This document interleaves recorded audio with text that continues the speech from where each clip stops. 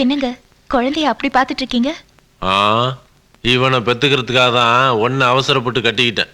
அப்படின்னா என்ன ஆசைப்பட்டு கல்யாணம் பண்ணிக்கலையா? ஆசையா? உண்மையிலையா?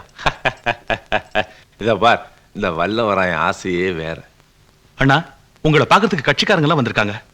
வரேன். ஐயா வணக்கம். வணக்கம் வணக்கம். என்னடா சொன்னார் கலெக்டர்? நாளைக்கு ஈஸ்வரன் கோட்டை அம்மன் கோயில் திருவிழால முதல் மரியாதை உங்களுக்கு தான் கலெக்டரே சொல்லிட்டாருங்க. கட்சிக்காரங்களை கலந்து தர்மகர்த்தா பதவி உங்களுக்கே கொடுக்குறேன்னு சொல்லிட்டாருங்கய்யா. வழி வழியா வந்த முறையவே மாத்திட்டீங்களே ஐயா. டேய், அரசியல்வாதி நினைச்சா விதியவே மாத்திலான்னு ஊர்ல பேசிக்கிறாங்க. இப்ப தானே நான் முறைய மாத்தி வச்சிருக்கேன்.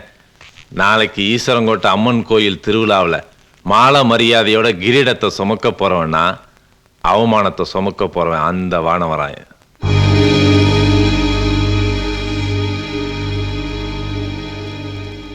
நீ இங்க வந்தது ஒன்னு தெரியுமா? தெரியாதுண்ணா. என் மேல இருக்கிற பாசத்தை காட்டி நீ ஆபத்துல மாட்டிக்காத. போ. சரிண்ணா. தம்பி, பணத்தை கொடுத்து அதிகாரிகள் கைக்குள்ள போட்டு இந்த மாதிரி தப்பு காரியங்கள்லாம் பண்றான். வானவராயா, இதை இப்படியே விட்டு வச்சா அவன் அநியாயம் அதிகமாயிடும்.